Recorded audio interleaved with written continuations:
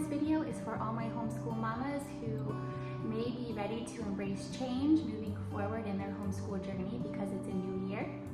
Maybe you look back and you realize you were burned out. I know I was. Homeschool was very stale and boring and dull towards the ending of last year, right before the holidays. And the thing that brought us like a breath of fresh air was doing Christmas school. And I always forget how just minimizing the amount of things that we're doing throughout the day brings so much joy to our homeschool.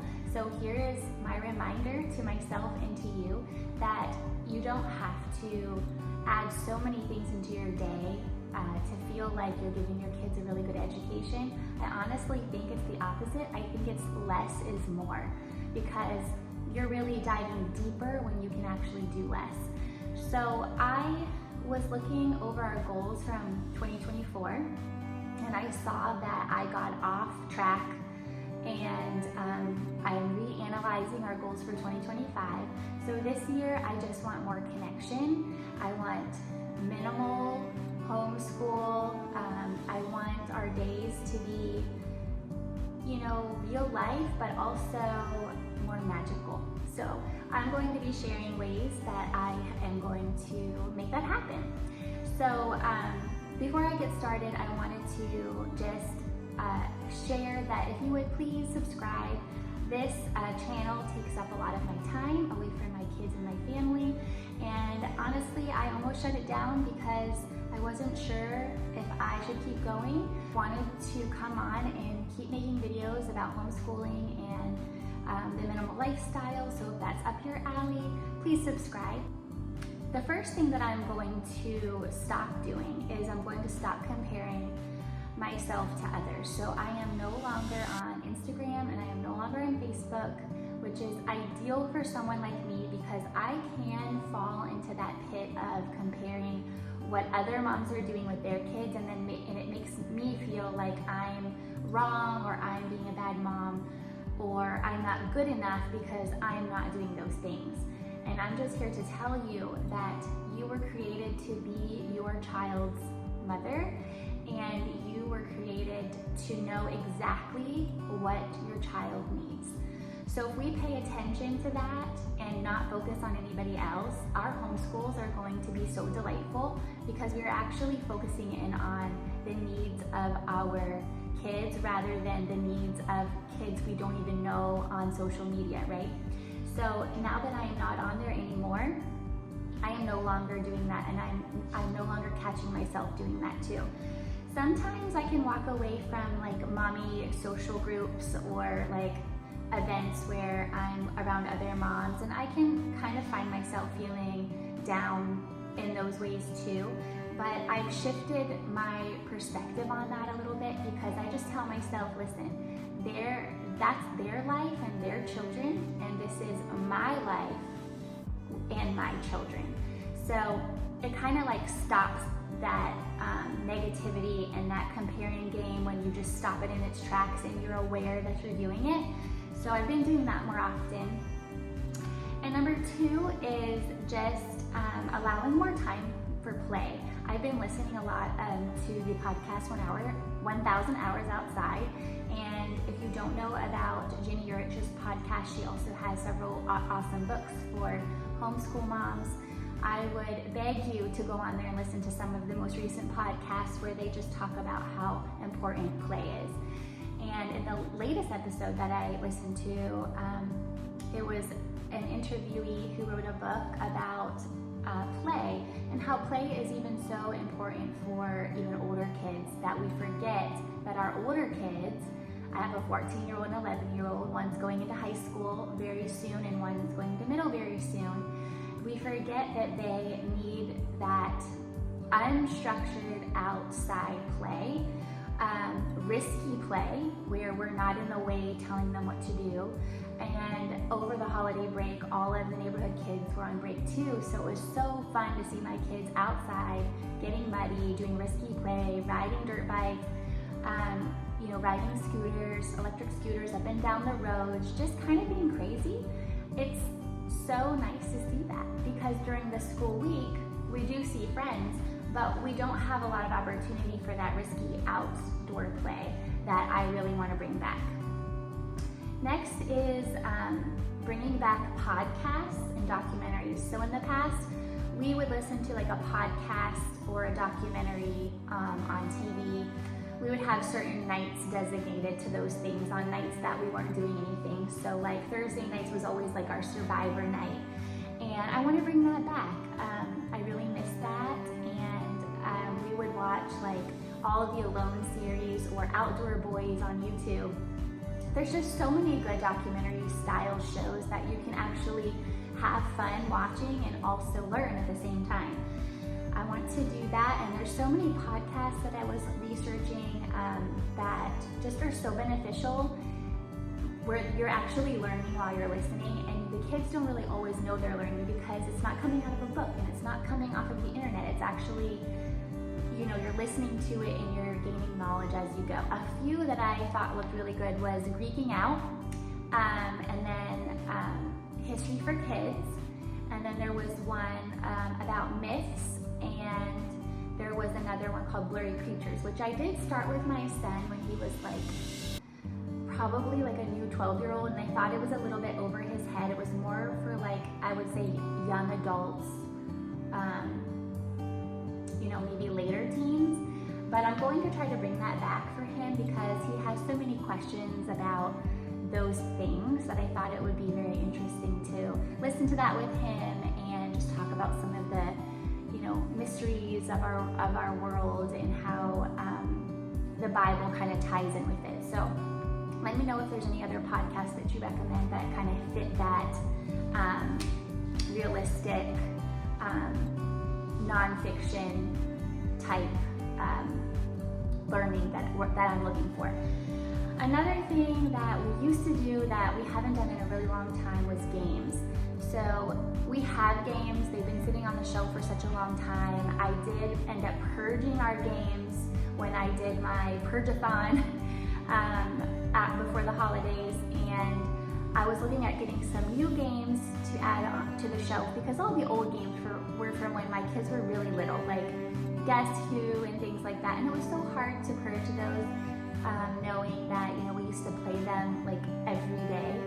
But it also leaves space for new and, you know, really kind of soaking in that you have big kids now, or I have big kids now. So I have some games coming in. You know, some are just classics like Yahtzee. I would like to play that with the kids, and I'd like to do a game a day. We do have like some nature bingo games that the kids still like to do, but they've just been sitting there collecting dust. So I just want to make sure that every day that I just have it kind of strewed on the table where we can just look at it and say, hey, we're eating lunch at the table. Why don't we get out this game and let's play it? So I just really miss that. Next is bringing back picture books and book clubs. So we have always done book club since we started homeschooling. I don't think we've ever missed a month. I think we might have missed a little bit of time when I had my baby, but honestly, we kept doing our family book club like clockwork, and I will never give it up. It's amazing. I was doing it on my own, and then I was doing some of the book clubs with Julie Bogart, and then I also did some book clubs with Read Aloud Revival. And I will just have to say that Read Aloud Revival is like no other. I love how she incorporates picture books for different ages. Even my oldest will sit and listen to the picture books that she suggests with the family book club. And that's just so special to me. I'm not willing to give that up, and I'm going to keep going with that. This morning even we watched the picture book audio called Snowflake Bentley, and I just love that book. I love it so much, and we have read that book every single year since the beginning of homeschooling, and we're going on our 7th year of homeschooling. So those moments that you have with your kids, even if it's something you've done 100 times, bring it back, because it has that nostalgia piece to it that just brings magic, I think, into your homeschool. And then we have never really researched where we could go see Snowflake Bentley's monument. And we pulled up Google Earth and we pulled up where exactly we could go see it. So the kids thought that was so cool because they love traveling, they love road tripping, and they both thought that Vermont was so beautiful and the leaves were all changed on Google Earth, and there was this like roaring river that went through the town, and it was really cool. So I highly recommend bringing back those picture books and possibly doing a book club with your family. It's so wonderful because it really increases that time of connection if you're feeling like your days are kind of disconnected. And for me, before I decided to go to more of a minimal homeschool, my days were very disconnected as well. So anyway, moving forward, the next thing that I want to make sure that I'm doing is rabbit trails, which is kind of what I've already spoke about with Snowflake Bentley. So rabbit trails was something that I just wasn't doing. I was like, here you go guys, these are the things you need to accomplish today. Let's get them done and then we will go do something. But I just feel like in the past, homeschool was always like a checklist. And I know a lot of homeschool moms will admit they go through seasons where homeschooling is just kind of like, get it done. Like, here's your to-do list, get it done. And there's not a lot of thought put into it, but I want to get away from doing that 100% because that's just not the vision I had for my homeschool when I first started. And to get that vision back, I just want to go down those rabbit trails with the kids, as much as I can. And we spent this morning, looking at Vermont on Google Earth. Like, that to me is something that they're going to remember. They can take that with them, that's geography, that's science. I mean, there's so many different topics that you can explore when you go down those rabbit trails.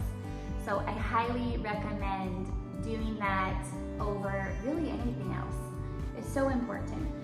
The next thing that I wanted to talk about moving forward was screens. So the vision I had for my family in screens was not aligning. How about that? We would, like I said, we would do our to-do list, we would get it done, and then the kids just wanted to instantly go on screens the rest of the day. Some days we would have things planned with other kids, or they were in like sailing or other like things like dance or basketball. We're also part of a co-op. So days we did that, there wasn't as much screen time, but the days that we were just kind of at home, I was noticing such a high level of screen usage, and I was like really upset about it, like really upset. So we had to like come up with some ways to make sure that's not happening anymore. And we just had like a heart-to-heart discussion, like, hey, listen, this is not my ideal life for you.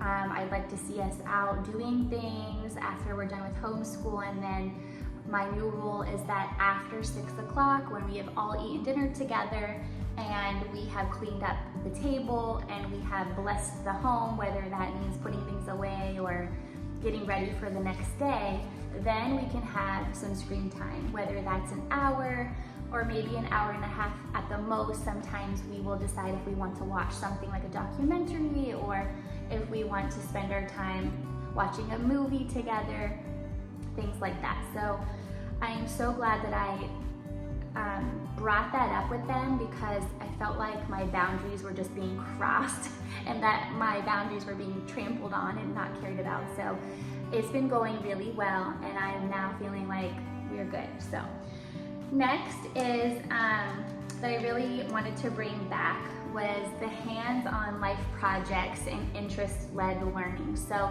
and in my videos I talk a lot about unschooling and how I feel like we're very eclectic homeschoolers, but our whole homeschool journey has been interest-led. And we go through seasons like where we ebb and flow, through certain things. We'll lose interest pretty quickly on some things, and then some things we can take for a really long time. Like my son did like chicken hatching and quail hatching for a really long time. I would say like over 2 years. and he won shows with chickens and things like that. So he's really big into livestock for a long time, and I would say most recently he has gotten out of that for whatever reason. I won't go into, you know, he has new interests and things like that, but the reason I'm saying this as something that I really want to hone in on and bring back is, for a while we just kind of went through a season of just being so uninspired, and sometimes I feel like it takes like an event, or maybe a hangout with a friend, or maybe like an activity or a vacation even, or even exploring a new place, to really help your kids find those interests that they want to run with. So it's okay to go through seasons of being uninspired, and I think that's why curriculum is great, just to have it laying around when your kiddos are going through times of just being so uninspired about what they're doing. But I also think that putting your kids into situations where it can spark some interest in them is needed. So for a while I wasn't doing that. I was just kind of taking it day by day, and we were just kind of blah and bland and just bored. And it wasn't until I think like, I don't know, maybe like 2 weeks ago or 3 weeks ago that we were inspired by so many things. It's almost like God just puts those things in your path when you least expect it. And a good example is, so my daughter has always really been into gardening. She's loved plants and botany, and she's always loved edible plants and learning about like all things like that. And she was walking down the road the other day, and our neighbor down the road got this sign for Christmas that says, it says her name and then garden. And she has it, it's huge, and she put it in her yard. So when you walk by, you look and you're like, oh, it says someone's garden. So my daughter went over and introduced herself, and she led her through her beautiful botanical garden, and it inspired her. Like, she came home and she was like, I want to do this, let's do this. And I love that. That is true unschooling at its finest. That is interest-led learning. So I take moments like that and I grab them and I roll with them for as long as we can, because that to me, that is my vision of what homeschool looks like. My vision is not workbooks and curriculum every single day. My vision is more hands-on, experiential learning, and that's exactly what happened with her. And then another example was we lost one of our chickens to a predator, and we've had that chicken for a very long time. And we just got very unlucky, and a predator got her one night a few weeks ago, and it kind of brought my son, it brought him into this very sad place, but then it also triggered him to like think about, when he raised her and all the animals, chickens that he had hatched, and when he bought her as a show chicken, and we went and got her, and he was like revisiting all those moments. So now, because of that, we are going to be hatching more chickens, and that love of poultry has come back, and that love of livestock has come back. So it's just things like that. So the reason I'm going into all the details is sometimes a lot of questions that I get from other homeschoolers who want to be more of like unschoolers. I said, how do I do it? I don't know how. My kid is not interested in anything.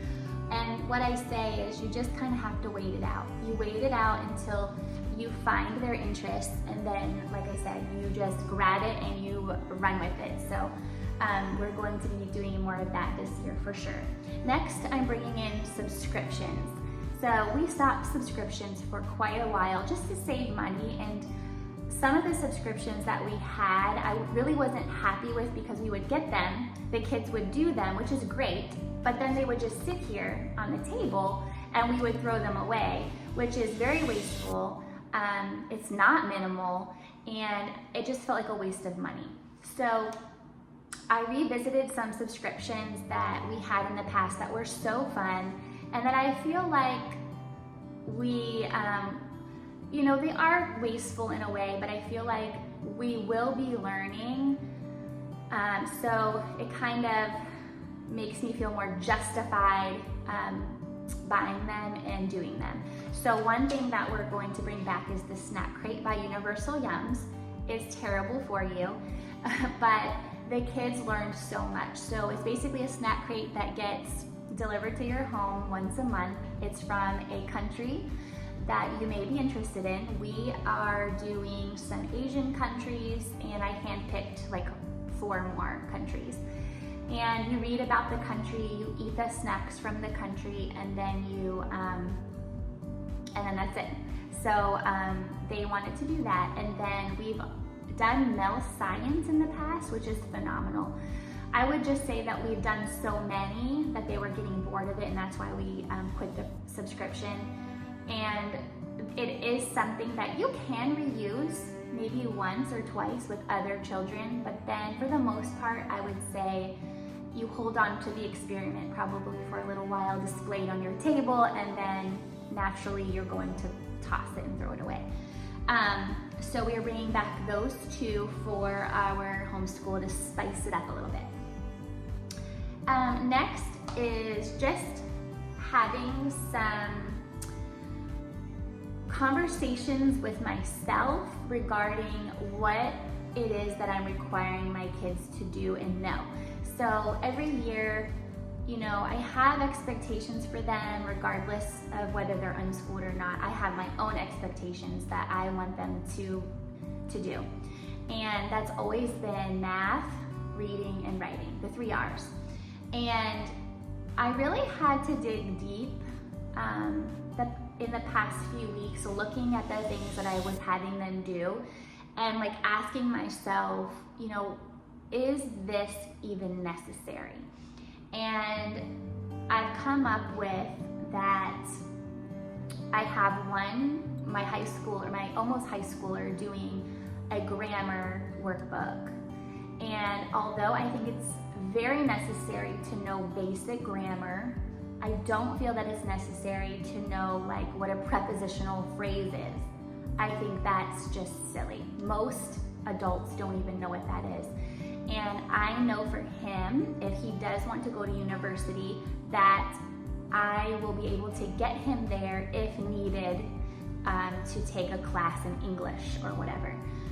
And then as far as math, I had to really look and say, okay, well, do I really care that my child knows algebra or pre-algebra? And the short answer is no, I don't care that my child knows that. And the reason is because if my child wants to go to university, we will take the prerequisite classes to know algebra. I think that kids need to be developmentally ready to take those classes.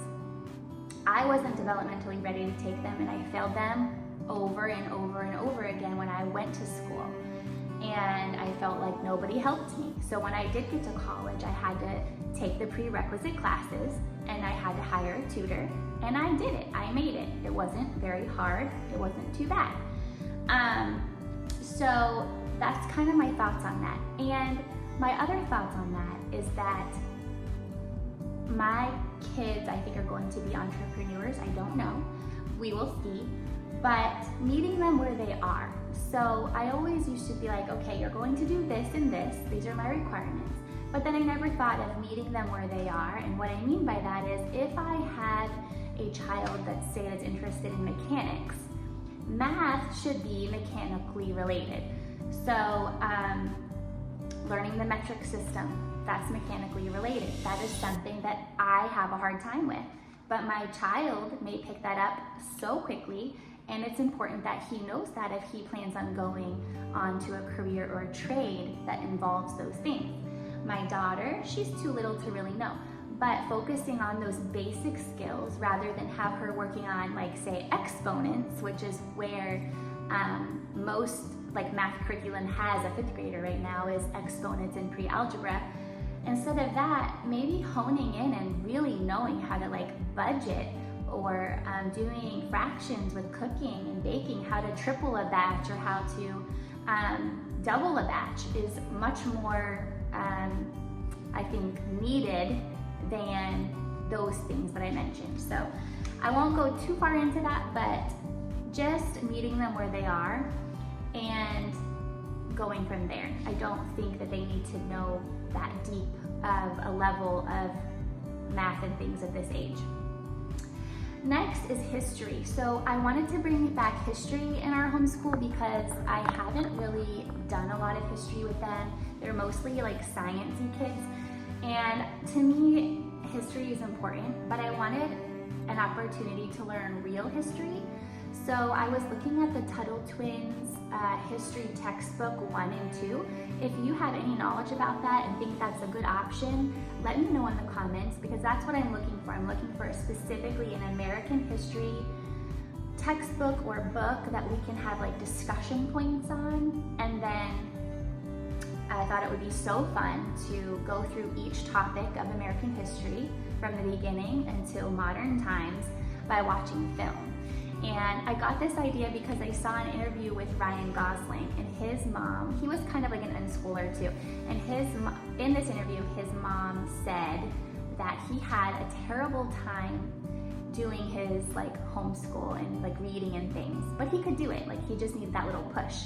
And I guess he got kicked out of school for like, you know, saying bad words and being like bad. And his mom said, well, if you read this novel, I will let you watch the film or a film. And I guess like that is all he needed to stay motivated to watch films, because he was so interested in film. And my kids are too, so I thought, how fun would it be to do that and start off with like The Last of the Mohicans and then go to the Patriot and, you know, in American history order. So let me know in the comments if you have any suggestions as far as like a true history curriculum. And then lastly is connection over everything. So like I said, we weren't having a lot of moments in our day where we were actually connecting. It was just kind of like a to-do list. So I want to make sure that I'm having those times throughout our day, now that I have my new vision in my mind, where we are connecting, because I feel like that is so important. Anyway, thank you for watching, and please subscribe. Bye!